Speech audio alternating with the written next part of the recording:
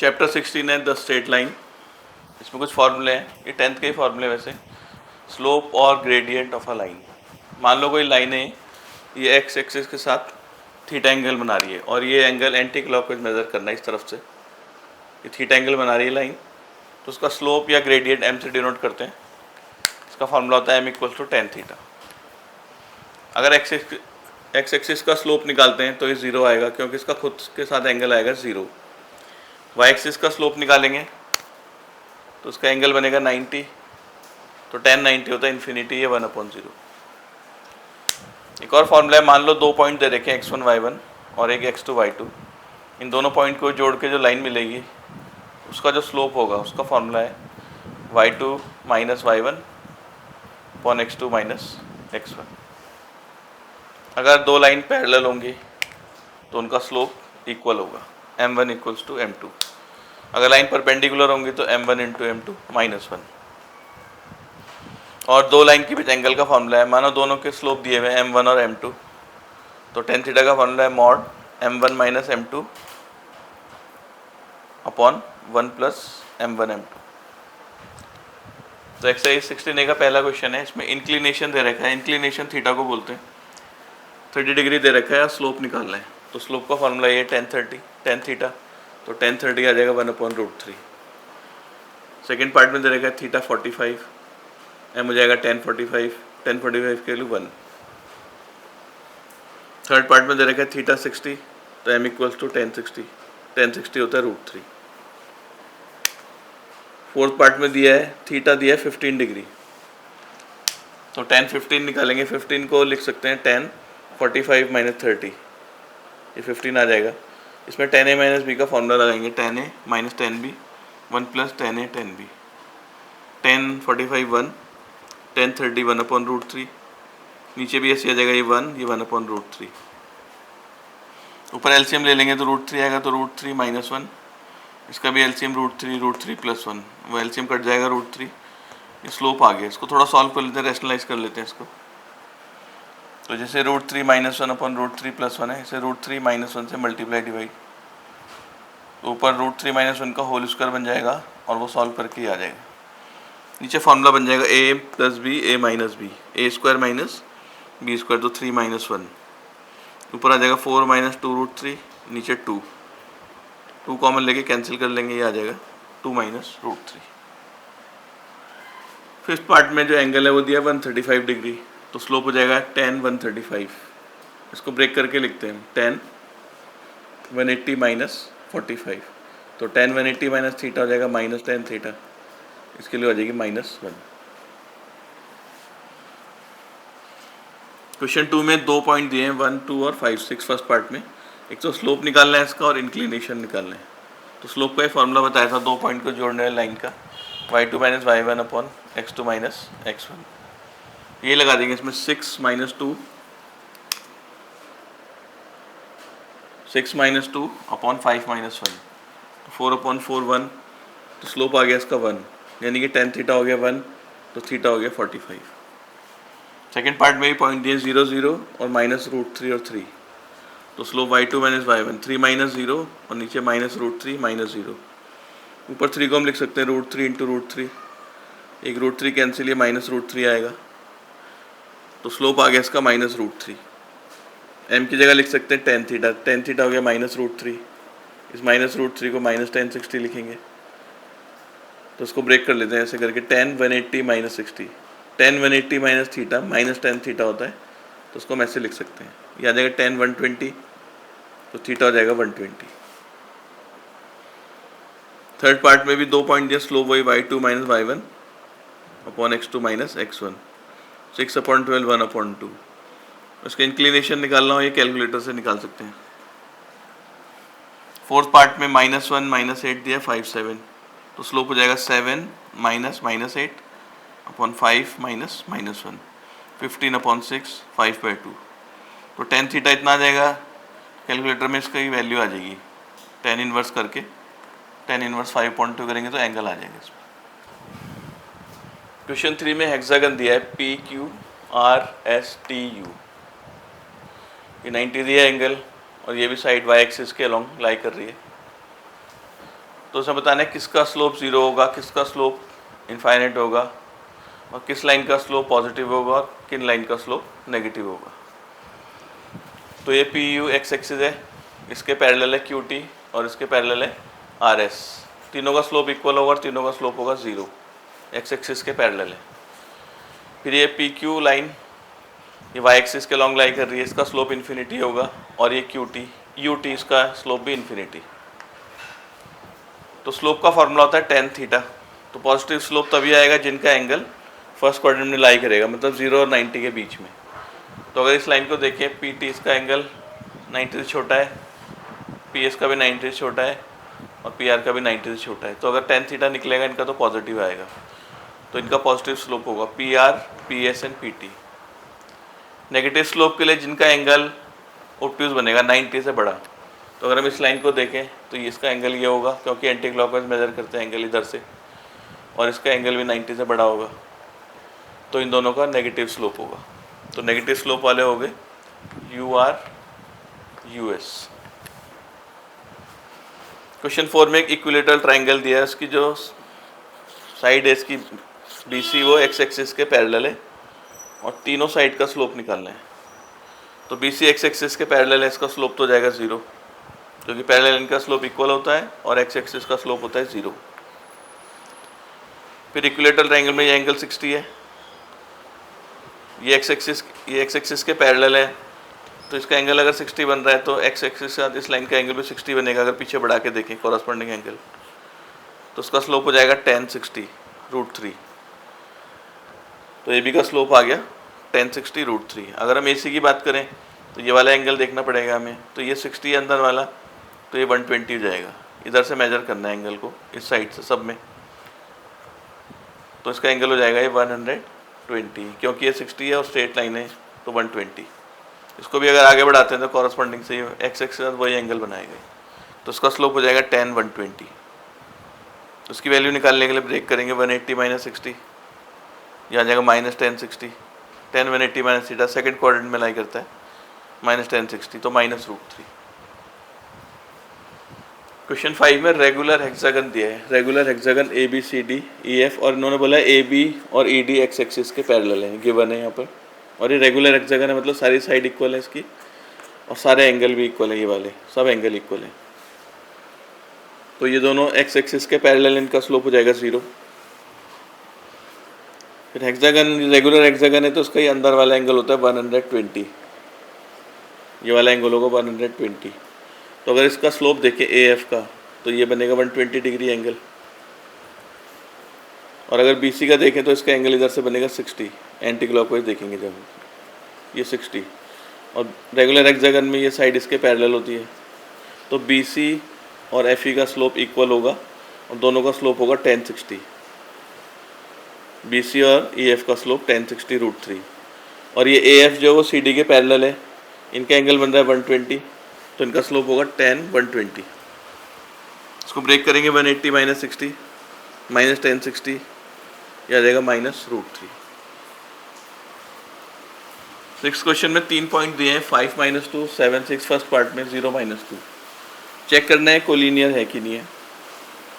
तो हम स्लोप निकालते हैं पहले ए बी का, वही y2 - y1 upon x2 - x1, 8/2 आ जाएगा 4। फिर m2 का स्लोप, m2 निकाल, बी सी का स्लोप निकालते हैं, उसे m2 मान लेते हैं, वही y2 - y1 -2 - 6 अपॉन 0 - 7, यह आ जाएगा 8/7। तो इनका स्लोप इक्वल नहीं आ रहा है। अगर स्लोप इक्वल नहीं आ रहा है तो पॉइंट्स कोलिनियर नहीं होंगे, अगर स्लोप इक्वल आ जाएगा तो पॉइंट्स कोलिनियर होंगे। तो बाकी के पार्ट ऐसे हो जाएंगे, चेक कर लेंगे स्लोप इक्वल है कि नहीं।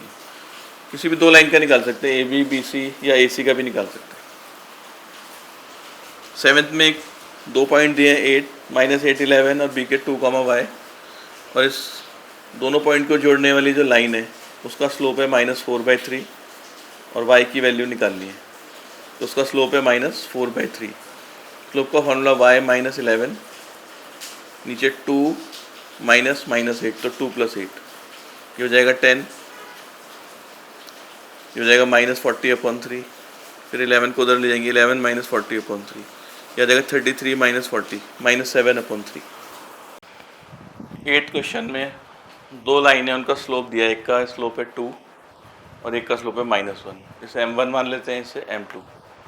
और इन लाइंस के बीच एंगल निकालना है, तो लाइन के बीच एंगल का फॉर्मूला होता है m1 minus m2 upon 1 plus m1 m2 का मॉड। तो इस जगह 2 माइनस -1 और ये 1 प्लस 2 इंटू -1, ऊपर आ जाएगा 3, नीचे -1, तो मॉड लेंगे तो 3। बाकी के पार्ट भी ऐसे ही हैं इसके। क्वेश्चन नंबर 9 में एक लाइन है, उसका स्लोप दिया -6/5 और ये लाइन किसी दूसरी लाइन के साथ 45 डिग्री का एंगल बना रही है और उस लाइन का स्लोप हमें निकालना है। तो हम उस लाइन का स्लोप मान लेते हैं m2। तो दो लाइन के बीच एंगल का फॉर्मूला है m1 minus m2 upon 1 plus m1 m2। तो थीटा हो गया 45, m1 हो गया -6/5 m2, फिर 1 m1 किलो -6/5 m2। इनका एलसीएम ले लेंगे तो यह आ जाएगा -6 माइनस 5 m2 और ये 5 माइनस 6 m2, 5 कट जाएगा एलसीएम में। अब ये मॉड हटाएंगे तो +-1 आ जाएगा इसमें। तो एक प्लस साइन लेते हैं पहले हम, -6 minus 5 m2 upon 5 minus 6 m2 equals to 1। इसे क्रॉस मल्टीप्लाई करते हैं, -6 माइनस 5 m2 और ये इधर चला जाएगा 5 माइनस 6 m2। तो जाएगा 6 m2 इधर, -5 m2 और 6 को उधर ले डालेंगे, तो यह जाएगा m2 इक्वल्स टू 11। फिर हम इसका माइनस साइन लेंगे, -6 minus 5 m2 upon 5 minus 6 m2 equals to -1। इसे भी क्रॉस मल्टीप्लाई करेंगे तो यह जाएगा -5 प्लस 6 m2 और ये -6 माइनस 5 m2। तो 5 m2 को इस तरफ लाते हैं और -5 को इधर ले जाते हैं, यह जाएगा 11 m2 इक्वल्स टू -1। m2 की वैल्यू -1/11। दो लाइन आएंगी ऐसी जो इसके साथ 45 का एंगल बनाएंगी, क्योंकि जैसे ये लाइन ये वाली होगी तो 45 का एंगल इधर भी हो सकता है और ऐसे भी हो सकता है 45 का। तो मतलब ये दो लाइन आएंगी हमारे पास और ये इनके बीच एंगल 90 होगा, दोनों परपेंडिकुलर होंगी। तो चेक भी कर सकते हैं दोनों लाइन जो है परपेंडिकुलर है। क्वेश्चन 10 में ट्राइंगल के वर्टेक्स दिए तीनों, ए के कोऑर्डिनेट है 4 3, बी के -2, और सी के 2 -8। तो ट्राइंगल के एंगल निकाल लें। तो पहले हम स्लोप निकाल लेते हैं सबका। पहले ए बी का स्लोप निकालते हैं, जाएगा 3 - 2 अपॉन 4 + 2 1/6। फिर हम ए सी का स्लोप निकालते हैं, जाएगा 3 -8 - 3 अपॉन 2 - 4, यह आ जाएगा 11/2। फिर बी सी का स्लोप निकालते हैं, -8 - 2 अपॉन 2 + 2, यह आ गया -5/2। तो जैसे हमें एंगल ए निकालना है, मान लो पहले इसका स्लोप m1 माना हुआ हमने, इसका स्लोप m2। तो इन दोनों लाइन के बीच एंगल का फॉर्मूला 10 हो जाएगा m1 minus m2 upon 1 plus m1 m2। तो m1 हो गया 1/6, m2 हो गया 11/2, नीचे 1 प्लस m1 हो गया 1/6, m2 11/2। बाकी एलसीएम ले लेंगे, यह जाएगा 2 -66, इसे 12 ही ले लेते ताकि कैंसिल हो जाए। तो आ जाएगा 2 - 66 अपॉन, यह आ जाएगा 12 + 11, तो यह जाएगा 64/23। मॉड ताकि माइनस भी प्लस में आ जाएगा और अगर कैलकुलेटर से वैल्यू निकालोगे तो ये 73 डिग्री 14 मिनट आ जाएगी। 11th के फर्स्ट पार्ट, इसमें एक लाइन का स्लोप दिया है 1/3 और इसके पैरेलल लाइन का स्लोप निकालना है। तो पैरेलल लाइन के स्लोप इक्वल होते हैं, तो मतलब उस लाइन का स्लोप भी 1/3 हो जाएगा और बाकी के पार्ट भी ऐसे ही करने से। 12th के फर्स्ट पार्ट में इन दो पॉइंट को जोड़ने वाली जो लाइन है, इस लाइन के पैरेलल लाइन का स्लोप निकालना है। तो पहले हम इसका स्लोप निकाल लेते हैं ए बी का, 6 - 0 अपॉन 5 - 0, 6/5। तो पैरेलल लाइन का स्लोप भी यही हो जाएगा। 13 के फर्स्ट पार्ट में, बाकी पार्ट ऐसे ही है 12 के। 13 के फर्स्ट पार्ट में लाइन का स्लोप दे रखा है 1/3, इसके परपेंडिकुलर लाइन का स्लोप निकालना है। तो हम इसके परपेंडिकुलर लाइन का स्लोप मान लेते हैं m2। अब ये परपेंडिकुलर है दोनों, तो m1 × m2 आ जाएगा -1। तो 1/3 × m2 इक्वल्स टू -1, m2 की वैल्यू आ जाएगी -3। बाकी के पार्ट भी ऐसे ही करने। 14 के फर्स्ट पार्ट में पॉइंट दिए हैं दो, इनको जोड़ के जो लाइन मिलेगी उसके परपेंडिकुलर लाइन का स्लोप निकालना है। जो ए बी होगा इसके परपेंडिकुलर लाइन का। पहले ए बी का स्लोप निकाल लेते हैं, 2 - 8 अपॉन -5 -0, ये आ जाएगा 6/5। अब मान लो ए बी की जो लाइन परपेंडिकुलर है उसका स्लोप मान लेते हैं m2, तो m1 इंटू m2 -1 होगा, 6/5 into m2 equals to -1, m2 आ जाएगा -5/6। क्वेश्चन 15 में एक रेक्टेंगल दिया है ए बी सी डी और इसमें ए बी का स्लोप दिया है ये वाला, m1 के लिए 5/6 और हमें bc का स्लोप निकालना है।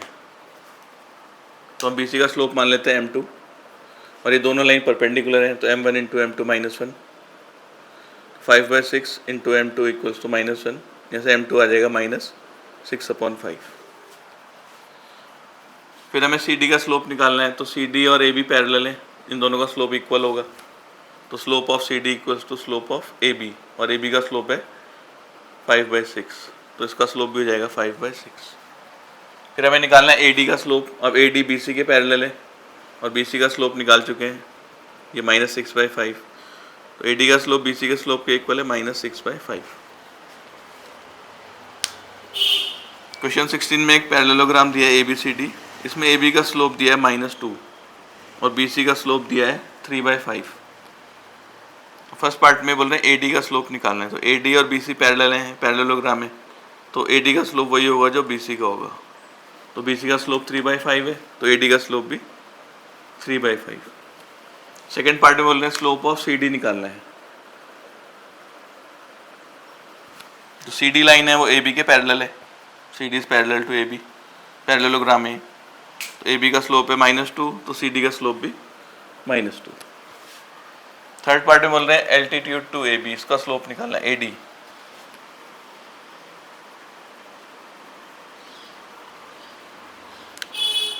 एल्टीट्यूड टू AD मतलब AB पे एक परपेंडिकुलर ड्रॉप करना है B पॉइंट से या C पॉइंट से,